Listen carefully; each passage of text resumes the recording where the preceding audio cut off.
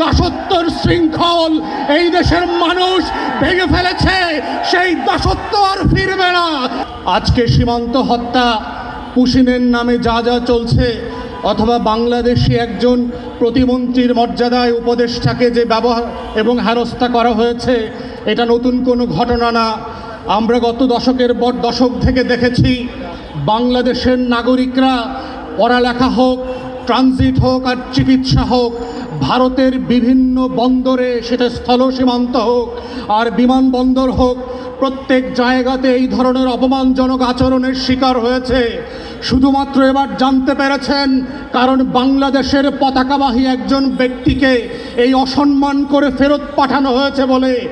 আমরা বাংলাদেশের বর্তমান সরকার এবং ভারতবর্ষ যারা শাসন করছেন, আপনাদেরকে স্মরণ করিয়ে দিতে চাই, আপনাদের দালাল দাস আওয়ামী ফ্যাসিবাদ বাংলাদেশে ফিরবে না।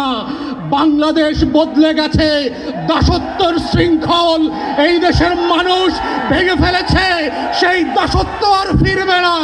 যারা বোকার স্বর্গে বাস করছেন, আগামী দিনে আমাদের দেশের পতাকাকে অপমান করে পুশিনের চেষ্টা করে হাজার হাজার ভারতীয় নাগরিককে অনুপ্রবেশকারী বানিয়ে রাত 2টার সময় বিভিন্ন লোকেশনে ফেরত পাঠাচ্ছেন, মনে রাখবেন বাংলাদেশ আওয়ামী ফ্যাসিবাদের সেই পুশিনার মেনে নেবে না।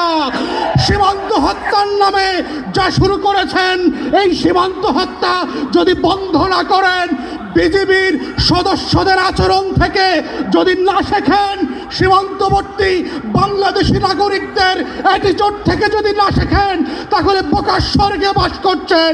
দিল্লির আধিপত্যবাদ আমরা ত্রয়োদশ সংসদে মেনে নেই নাই, 13-14 সেঞ্চুরিতে মেনে নেই নাই।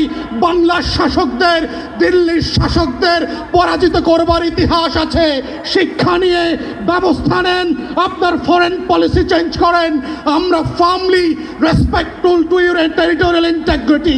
আমাদেরকে বাধ্য করবেন না দ্বিপাক্ষিক প্রতিবেশী সুলভ সেই সম্পর্ক থেকে একটা হস্টাইল রিলেশনশিপে আসতে, এবং এর পুরো দায় ভারতবর্ষের এবং দিল্লির সরকারের। বাংলাদেশ সরকারকে বলবো, চোখে চোখ রেখে কথা বলেন।